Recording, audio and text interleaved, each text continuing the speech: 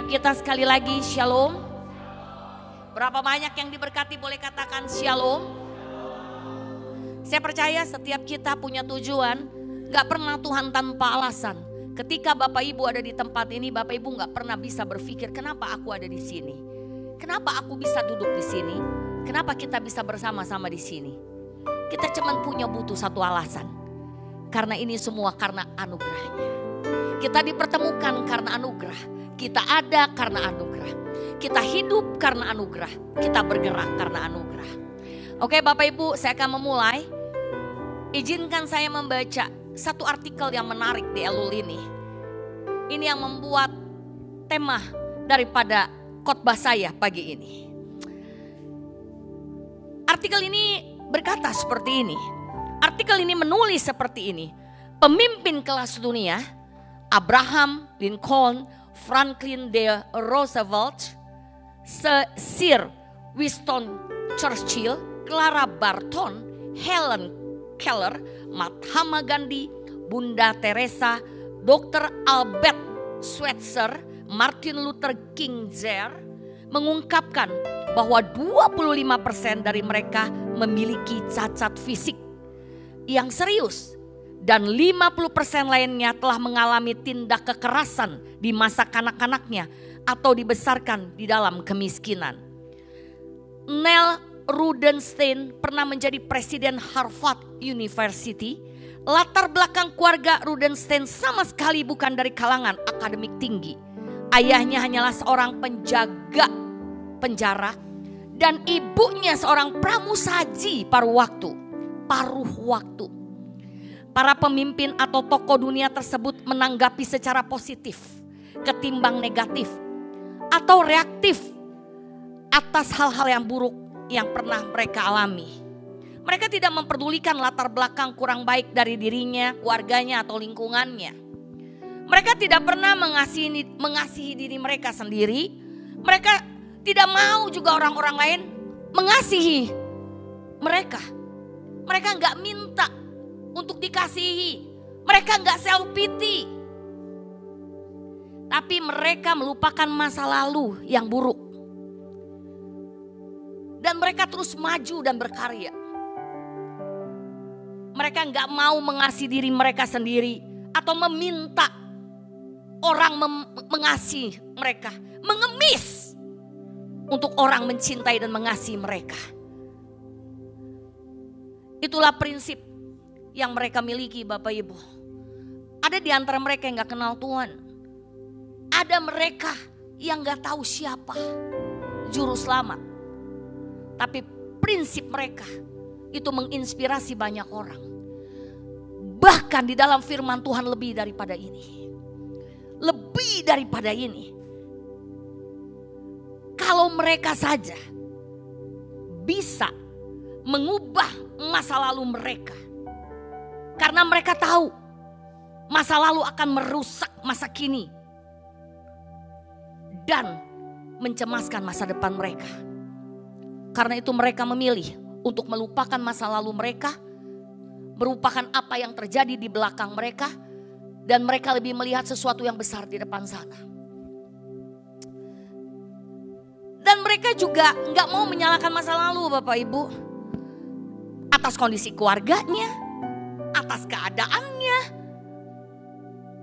Atas lingkungannya. Atas pencemooh, atas hidupnya. Mereka tidak hidup di sana. Tetapi yang mereka lakukan adalah mereka justru berproses. Mereka berjuang. Dan mereka semua mengalami hal-hal yang luar biasa. Mereka ditinggikan. Mereka mengalami yang namanya dimuliakan. Mereka menjadi orang-orang terkenal. Mereka namanya terkenal. Mereka namanya diingat oleh dunia. Mereka yang menjadi orang-orang yang mengimpact dunia dengan segala kekurangan dan keterbatasan mereka. Bahkan ada yang buta, Helen Keller. Gak sempurna. Baik tubuh, baik apapun kejadian di masa lalunya. Hari ini kita punya Tuhan. Hari ini kita punya firman Tuhan yang jauh melebihi itu semua. Jauh melebihi itu semua. Khususnya di Elul. Hari ini saya mau ambil yang di bagian Elul. Saya benar-benar sangat diberkati dengan Elul yang ini. Ya, di bagian ini, mungkin Bapak Ibu yang sudah nonton YouTube Revival Fire City, ya daripada Warrior Rara membawakan bagaimana berkat di Elul. Dan ini pasti ada di sana. Dan biar hari ini diperjelas dan saya berdoa berkat Elul buat Bapak Ibu Saudara, semua yang ada di YouTube ini, yang nanti menonton di YouTube ini, dan juga buat saya dan keluarga saya. Elul is the month of the king is in the field.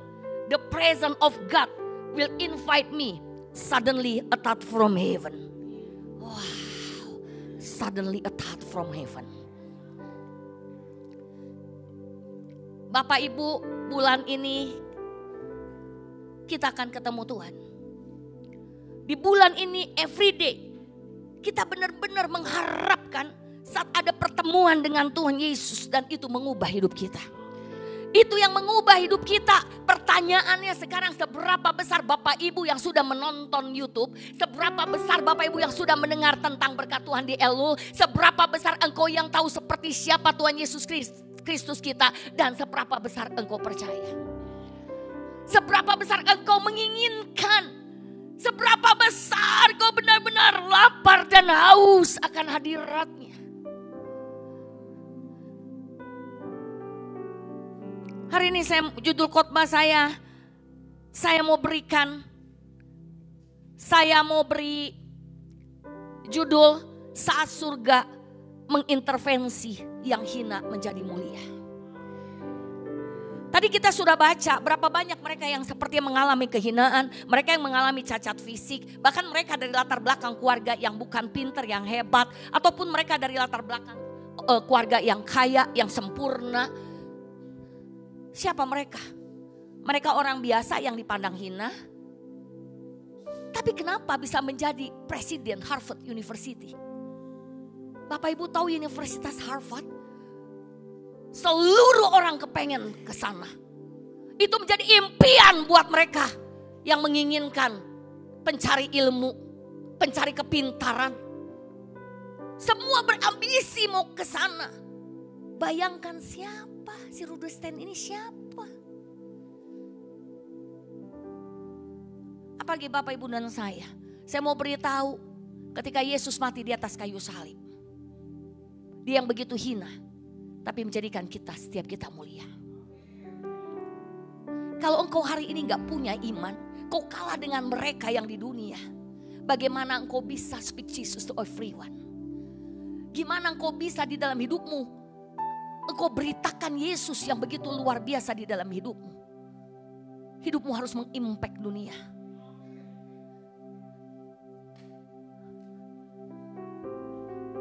Saya mau bawakan firman Tuhannya. Mari kita sama-sama baca. Saya berdoa dan saya juga berharap dan saya mencoba berusaha untuk kita singkat, padat dan jelas. Karena kemarin saya baru ikut webinar bagaimana menjadi seorang public speaking. Bagaimana menjadi orang public speaker yang baik. Mudah-mudahan saya berhasil ya. Jadi nanti mentor-mentor saya yang kemarin mengajarkan saya, wow berhasil juga gitu kan. Oke, ini intermezzo Bapak Ibu. Tapi hari ini mari sama-sama kita mau buka ayat.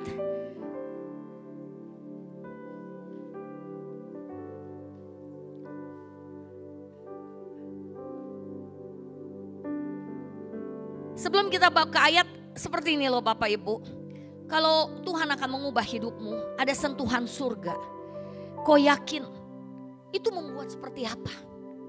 Itu membuat seperti apa? Apa yang akan terjadi? Kita buka 1 Korintus 1 ayat 28. Sudah dapat? 1 Korintus 1 ayat 28.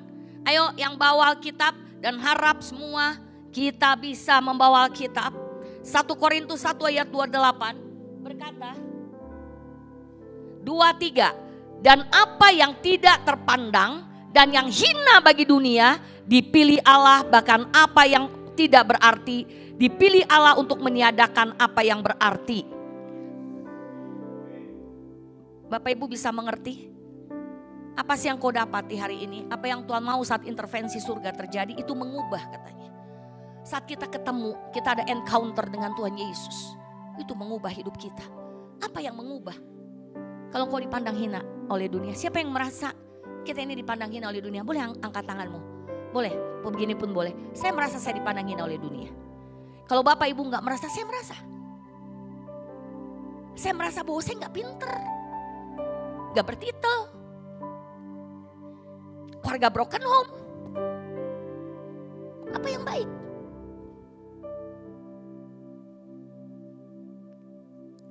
Bahkan banyak kejadian di dalam hidup saya merasa bahwa saya gak layak. Saya hina. Tetapi saya gak mau hidup di dalam kehinaan. Karena ketika Yesus menyentuh saya, ketika ada a touch from heaven yang membuat saya bertobat, saya tahu di dalam kehinaan kita menjadi mulia. Di dalam keterbatasan kita bisa melampaui setiap keterbatasan kita. Karena ini setiap kita para warrior, kakak-kakak semua, kalian pasti bisa. Katakan kita bisa. Kita bisa. Lebih keras lagi, kita bisa. Bapak dan Ibu saudara, kita bisa. Enggak seberapa apapun yang dunia mau ngomong tentang Bapak Ibu, itu tidak berlaku buat Tuhan kita. Karena firman Tuhan menjamin, apa yang dipandang hina bagi dunia. Arti hina itu gak dipandang maybe sampah. Siapa yang mau sampah? Apakah sampah dipandang? No. Apakah sampah diperlakukan dengan baik? No, hina. Tapi kita dipilih Allah. Bapak Ibu pernah gak bayangin sampah seperti kita Tuhan mau pilih? Kenapa sih Tuhan gak pilih aja perak? Kenapa sih Tuhan gak pilih emas?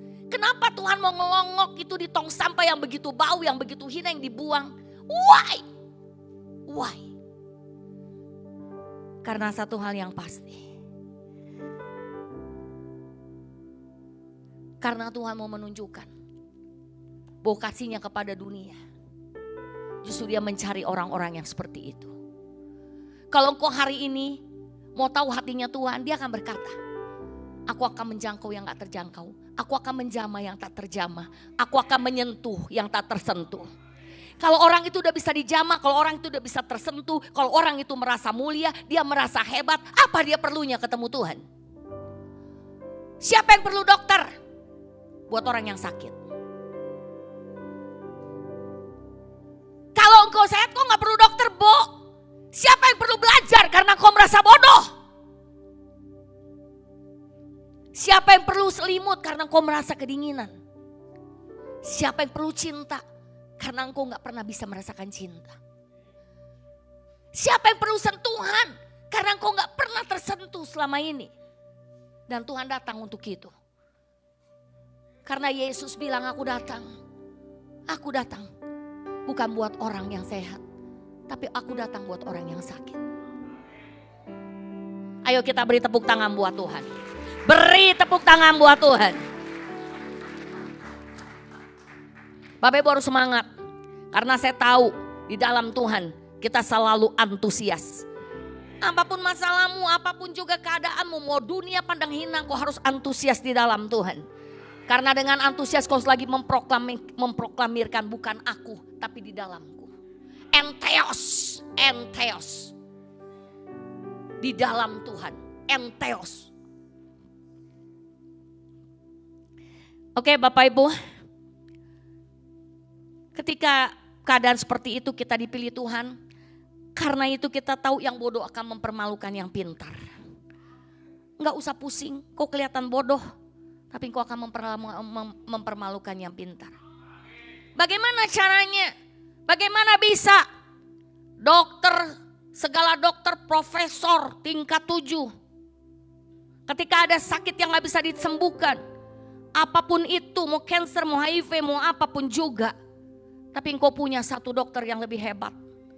Kau punya yang namanya Yesus. Gak ada yang mustahil bagi dia. Gak ada yang mustahil bagi dia. Dokter yang pintar kayak apapun juga,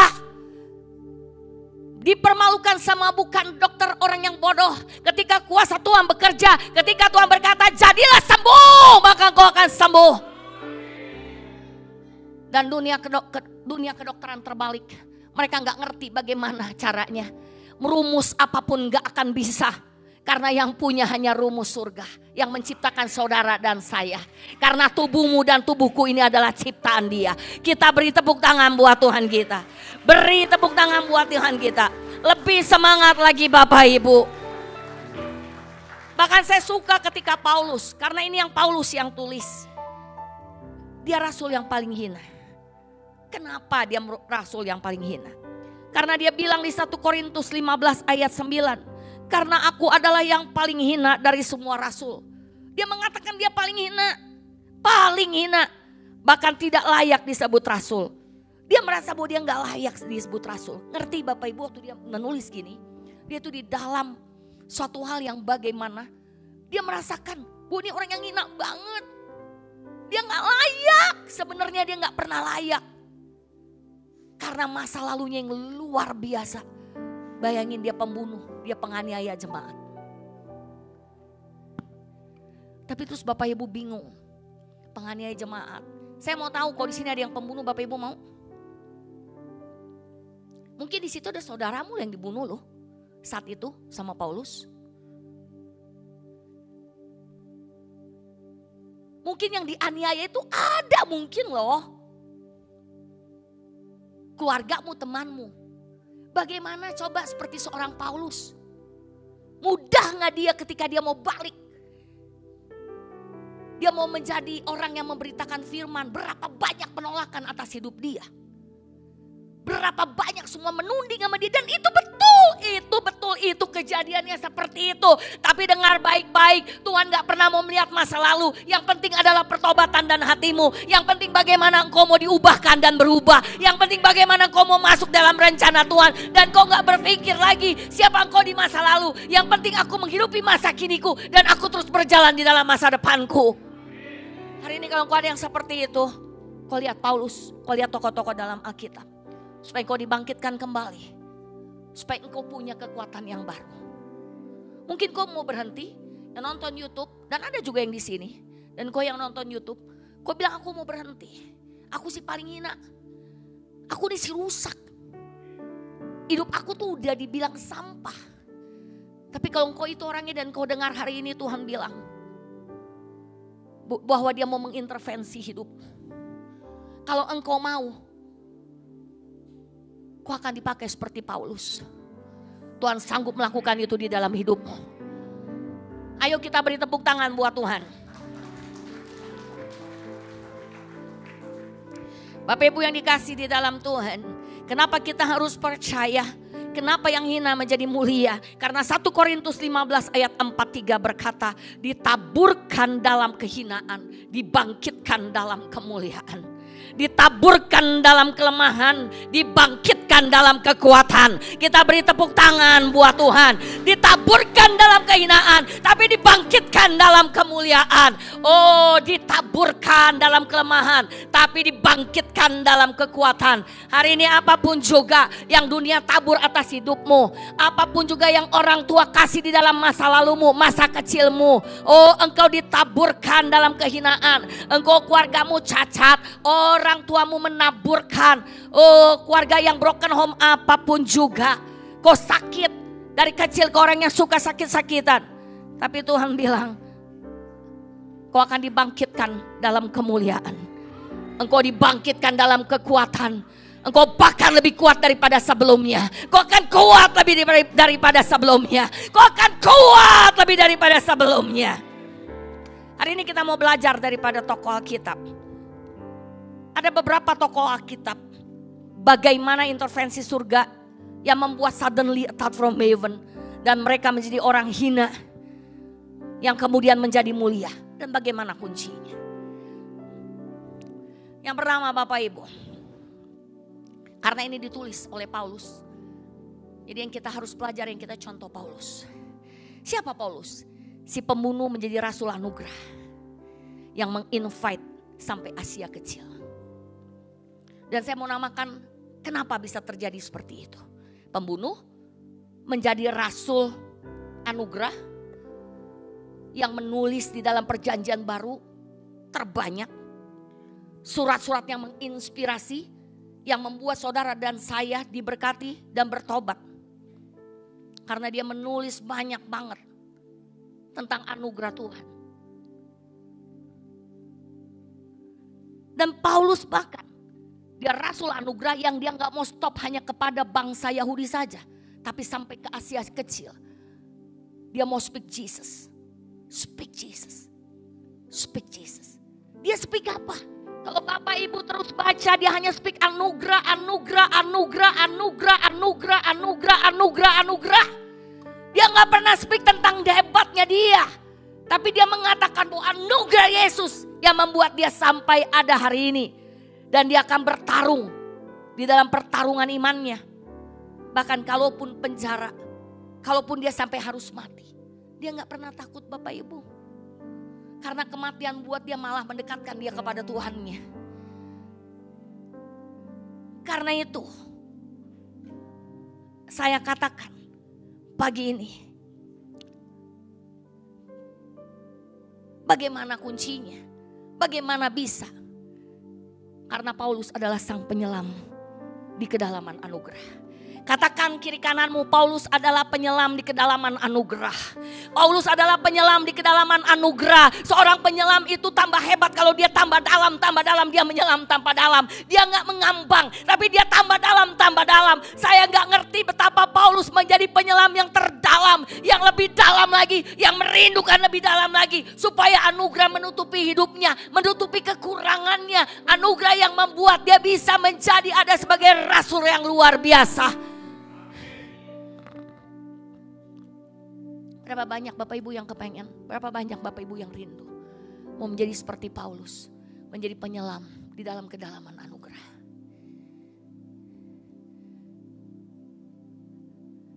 Kalau engkau hanya ngambang, kau belum nyelam Bapak Ibu. Tapi artinya engkau nyelam, kau sudah mati semuanya.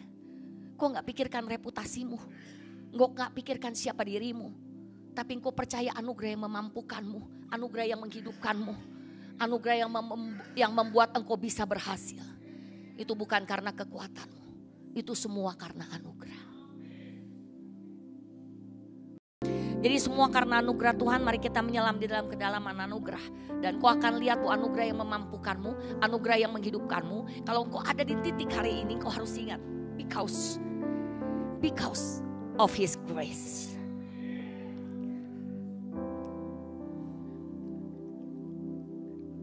Untuk Helen, Tuhan sedang mengajarkan engkau untuk menyelam dalam anugerah.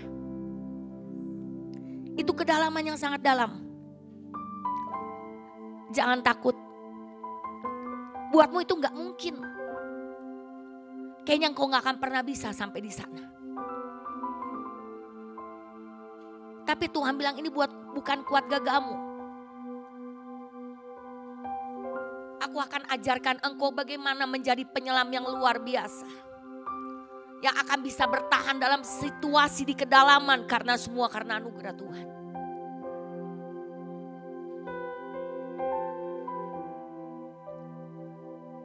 Terus berendam dalam anugerah Tuhan. Oke, yang kedua. Kita belajar daripada Sakeus. Si pendek di atas kerumunan. Siapa itu Sakeus? Pemungut cukai, jahat, nagih melebihi daripada apa yang seharusnya, rakus, tamak harta. I'm so sorry to say, maaf, jangan ada yang terhina, apalagi udah gitu hidupnya pendek. Pendek kau. Jangan ada yang merasa terhina karena engkau bukan orang seperti itu. Kalau engkau orang yang pendek hari ini, merasa tubuhmu pendek, tapi engkau adalah orang-orang yang di dalam Tuhan. Tuhan melihat kau lebih tinggi daripada yang tinggi. Tapi bayangin orang seperti ini. Udah pendek, jahat, kecil, meres orang, kejam. Kira-kira yang benci banyak gak? Banyak. Kalau ada di sini aja kita kepengen ngejejek. Karena kita merasakan penindasan, kita sebagai rakyat yang ditindas. Makan susah, hidup susah, suruh bayar pajak, 2 perak aja udah susah, disuruhnya 10 perak. Tapi kenapa nama dia dicatat? Kalau ini orang gak berharga, kalau orang ini gak spesial, gak akan ada namanya di Alkitab ini. Gak akan ada Bapak Ibu. Kita tahu dia banyak dosa, dia banyak kelemahan. Dia punya masa lalu yang gak pantas banget. Gak pantas. Karena itu kenapa? Udah pendek, Yesus datang. Kerumunan banyak, udah gak berhasil Bapak Ibu. Gak berhasil. Percaya gak kalau dia menembus kerumunan? Percaya gak kerumunan begitu banyak? Mau pakai itu kayak apa, orang-orang dia punya bodyguard, gak kena. Karena ini apa namanya, power of rakyat. Ini kekuatan rakyat. Bisa-bisa sengaja itu. Ya, orang-orang banyak itu sengaja injek-injek dia. Boro-boro dikasih lihat, diinjek malah. Ya kebetulan lu di sini. Lu kalau di sana lu dilindungi, lu di sini gua injek lu. Sengaja Bapak Ibu, percaya enggak? Tapi saya suka sama Sakeus. Kenapa makanya yayasan HKB disebut yayasan Sakeus? Karena seorang pendek di tengah kerumunan, penjahat, pemeras, ya, memeras rakyat. Tapi saya suka. Kenapa saya suka? Bukan karena dia pemerasnya, bukan karena dia jahatnya. Tapi satu hal yang saya katakan dia. Bagaimana dia bisa berubah. Sang koruptor menjadi extreme giver. Kita beri tepuk tangan buat Tuhan. Sang koruptor menjadi extreme giver. Kalau hari ini kau adalah pemberi yang ekstrim. Bahkan kau lebih daripada Sakeus. Jangan takut, Sakeus itu dulu pemeras. Bapak Ibu bisa ngerti gak, pembalikan keadaan bisa terjadi. Orang pemeras itu orang yang korupsi. Rasanya dia cinta uang, dia sayang uang, dia takut untuk keluar uang. Dia mau memperkaya diri dia. Tapi bagaimana perjumpaannya dengan Tuhan? Bagaimana suddenly a touch from heaven. Dan dia berubah pada saat itu juga. Dia menjadi seorang yang extreme giver. Ketika si pendek ini, si Sakeus ini, dia kepengen banget, dia rindu. Dia mau tahu Yesus. Dia naik ke atas pohon, itu pasti susah. Karena dia gak pakai tangga. Di Alkitab ditulis gak pakai tangga. Itu orang pendek, dia pasti bersusah payah. Jangan-jangan kita gak tahu apakah di situ gak ditulis celananya melorot. Saya gak tahu. Karena sulit. Iya. Di tengah kerumunan itu harus cari pohon yang tinggi.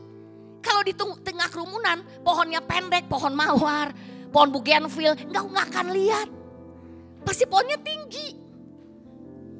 Bayangin si pendek, dia berusaha udah sampai di situ. Dia di atas kerumunan, dia ngintip, ya kan? Kalau di pohon toge apalagi nggak kelihatan. Ada orang saya mau mati, mau bunuh diri, di mana di pohon toge? Aduh, kesian banget deh. Dia di atas Bapak Ibu, dia di tengah kerumunan. Mau tahu isi hati Sakeus pada saat itu? Dia tuh merasa hancur, dia malu. Dia merasa dia paling hina. Saya gak tahu, maybe dia tersentuh dengan pemberitaan Yesus pasti. Dia tersentuh dengan sosok seorang Yesus pribadi. Dia begitu kepengen ketemu, kepengen berjumpa. Dia berasa udahlah, aku di pohon aja sudah cukup. Gak apa-apalah. Aku cukup di sini aja, melihat dari jauh pun getar-getar hatiku sudah begini kuat. Getar-getar aku udah begini kuat. Aku aja udah nggak tahu nangis berapa kali. Bisa ngelihat Yesus aja dari kejauhan. Wow, hari ini Bapak Ibu kok bisa ketemu Tuhan dengan begitu lekat. Kok nggak pernah ngerasain getaran itu lagi. Saya sedih Bapak Ibu. Saya tuh sedih. Setiap kali saya merasakan orang-orang yang menyia-nyiakan anugerah. Bapak Ibu tahu nggak? Sakeus begitu berjuang. Hanya lihat dari jauh aja. Dia merasa benar-benar aduh.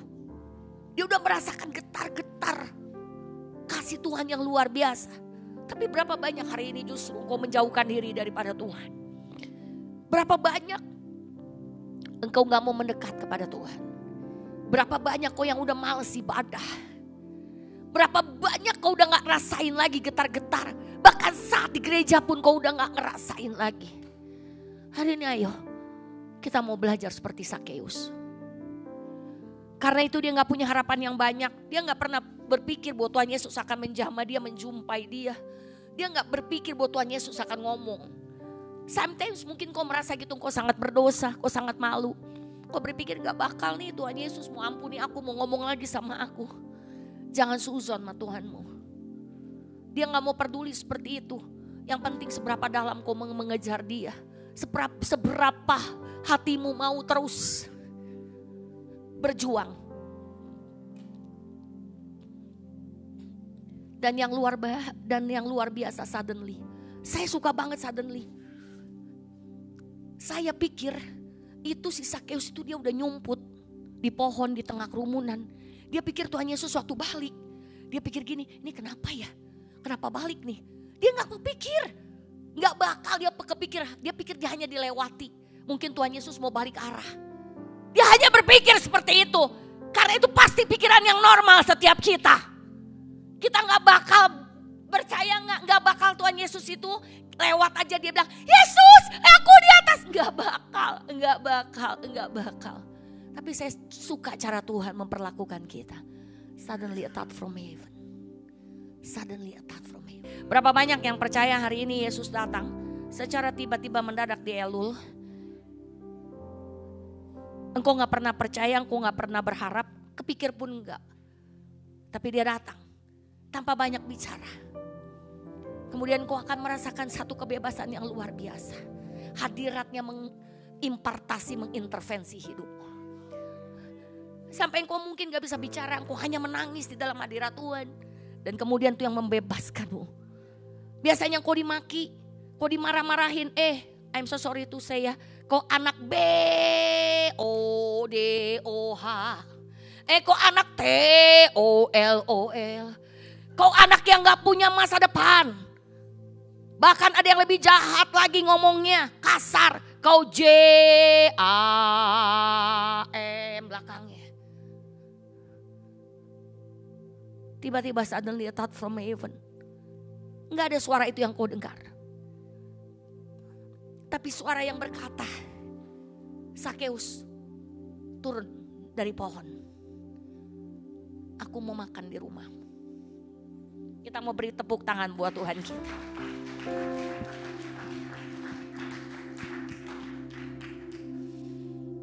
Mau tahu pada saat itu apa yang dirasakan Sakeus? Dia koruptor. Dia berarti gila uang. Tamak. Tapi hari itu dia bilang apa? Aku akan kembalikan. Dia menjadi extreme giver. Tuhan gak pernah ngomong apapun juga. Waktu yang dia turun dia gak ngomong banyak. Tapi dia ngomong aku akan kembalikan orang yang pernah aku peras. Aku akan kembalikan mereka, bahkan aku beri lebih. Orang yang merasa bahwa segala-galanya uang. Orang yang biasa berasa segala-galanya kekuasaan. Orang yang berasa bahwa segala-galanya emas dan perak. Orang yang berasa bahwa ini semuanya berasa bahwa tahta di dunia ini. Tapi kali ini dia mengerti. Apapun yang aku dapat pencapaianku, bahkan uangku yang aku dapatkan begitu banyak, gak akan pernah bisa melebihi. Bagaimana ketika Yesus bilang, Sakeus turunlah. Aku mau makan bersama denganmu di rumahmu. Kita mau beri tepuk tangan buat Tuhan.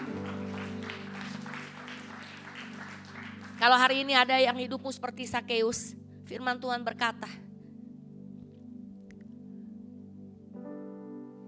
kau gak perlu malu.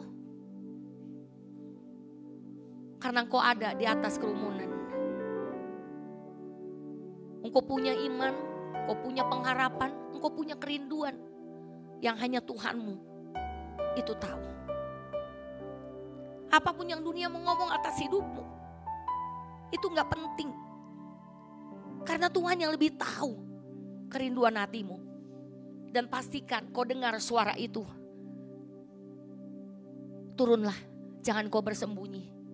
Karena aku akan makan bersama denganmu. Oke, dan yang ketiga. Yang ketiga adalah Bapak Ibu tentang Rahab. Siapa itu Rahab? Pelacur. pelacur yang melahirkan keturunan ilahi. Nggak mungkin. Saya mau dengan singkat. Kita aja sombong. Ada orang yang naksir anak kita. Kita tengil, bebetnya apa, bobotnya apa, orang tuanya seperti apa. Padahal anak kita juga bukan siapa-siapa, Bu. Anak kita juga anak yang hina, bukan siapa-siapa. Dari keluarga yang dibuang. Orang tuanya juga gak mau mereka. Tapi kita dengan sombong, aku gak setuju. Karena bebetnya, bebotnya, bibitnya siapa? Kalau Tuhan seperti itu hari ini dengar baik-baik. Gak akan ada Rahab-Rahab yang melahirkan keturunan ilahi. Tidak akan ada Rahab-Rahab yang melahirkan keturunan ilahi. Dan itu adalah garis daripada keturunan Yesus Kristus. Kita mau beri tepuk tangan buat Tuhan kita. Karena itu kalau engkau mau ngalami suddenly a touch from heaven. Kau harus punya mengerti hatinya Tuhan. Jangan kau pikir Rahab-Rahab itu hancur. Pelacur-pelacur hancur. Cur. Udahlah hidup dia itu udah dah. Kayaknya itu harusnya udah dah dipeti. Ya dipeti asin aja. Hari ini dengar baik-baik. Kenapa bisa seperti itu? Saya mau kasih tahu Bapak Ibu, karena dia terkoneksi dengan iman yang gila. Bayangin gimana gak bisa dibilang terkoneksi dengan iman yang gila. Dia terkoneksi hanya seutas benang merah. Mempercayai benang merah. Bukankah itu bodoh? Ketika para pengintai datang. Jangan dong.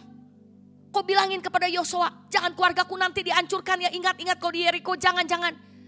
Terus pengintainya itu dia berani. Dia korbanin dengan iman dia. Dia sumputin itu. Taruhannya dia punya nyawa. Dia gak peduli. Seorang pelacur loh. Jangan kok anggap pelacur-pelacur itu ya hanya sampah. Tapi ini pelacur yang bisa menyelamatkan. Pelacur yang bisa berani mengambil suatu tindakan iman. Bahkan jaminannya apa? Coba Bapak Ibu. Nih saya selamatin Ibu ya. Harusnya nih Ibu nih hidup Ibu nih berapa miliar yang Ibu mau. Kira-kira Ibu kalau mau dibanderol berapa miliar? Apa berapa triliun? Masa mau murah-murah? Enggak kan? Seluruh dunia aja gak bisa kan? Triliunan mungkin. Saya selamatin. Tiba-tiba saya minta. Ingat ya saya Bu.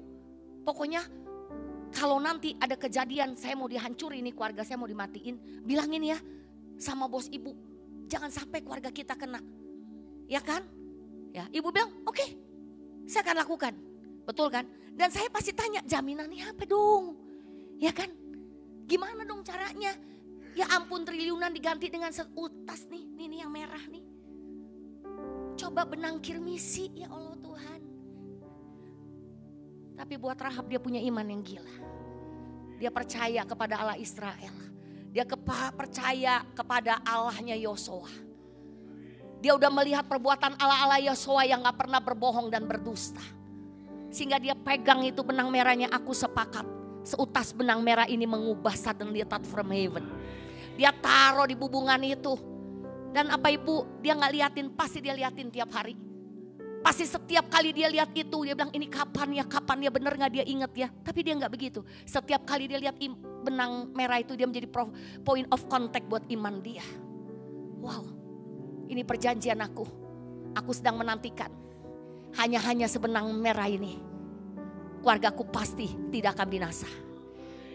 Koneksi daripada Rahab hanya seutas benang merah, benang kirmisi. Itu iman yang gila.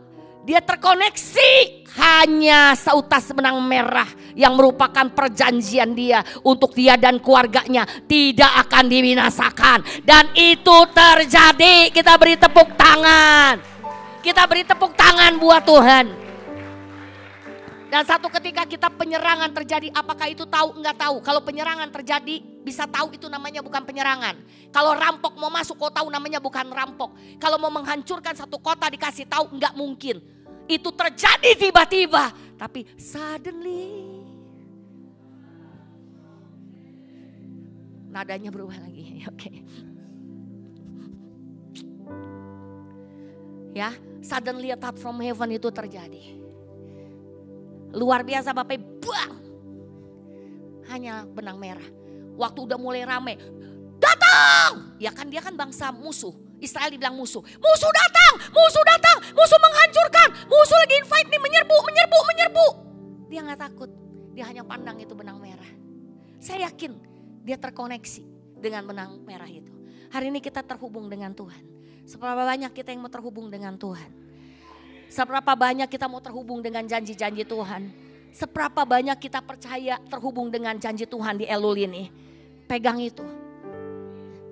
Jadikan itu engkau terhubung dengan dia. Walaupun keadaanmu gak baik. Walaupun kau lagi ngalami banyak hal. Kau merasa kau hina, kau gak berarti, kau cacat. Tapi mau gak kau lihat benang merah dan melihat janji Tuhan. Dan kau terhubung.